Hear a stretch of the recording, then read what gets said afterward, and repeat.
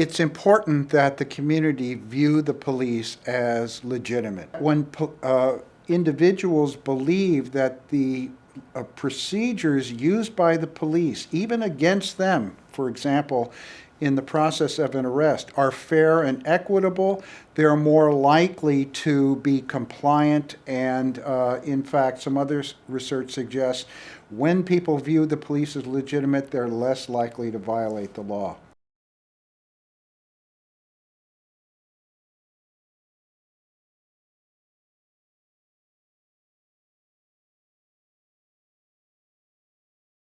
When the police lose legitimacy in the eyes of a substantial segment of the community, then they're much more prone. They believe they have to make greater use of their coercive powers than they would have to if they were viewed as legitimate.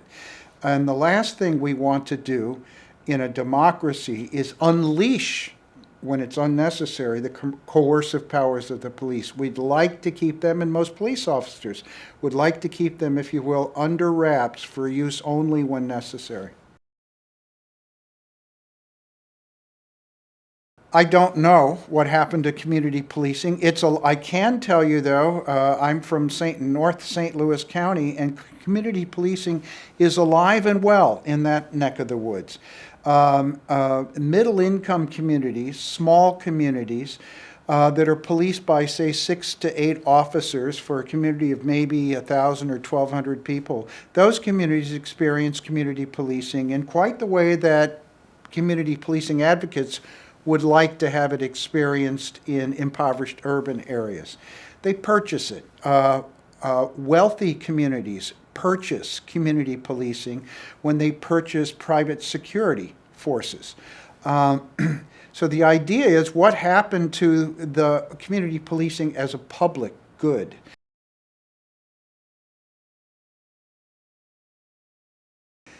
Yes, there is a viable alternative to the so-called thin blue line. And by that, I mean the insularity of police and policing.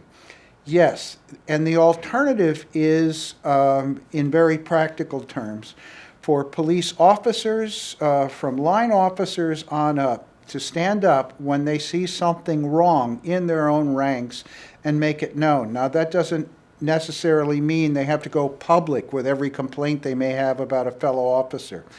But it does mean we should hear, especially from police officials, more than we do, criticism of other police agencies, of specific police practices that they believe violate basic tenets of the profession. A little bit more public self-examination on the part of the police will not destroy policing, and will certainly redound to the public good.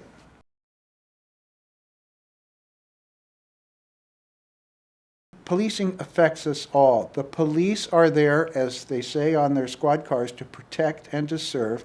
They're there to maintain order. Their basic function, it is order maintenance. They're there to, quote, keep the peace. These are common values. These are not values that are specific to any particular community. So we all have a stake in making sure the police live up to all of those values.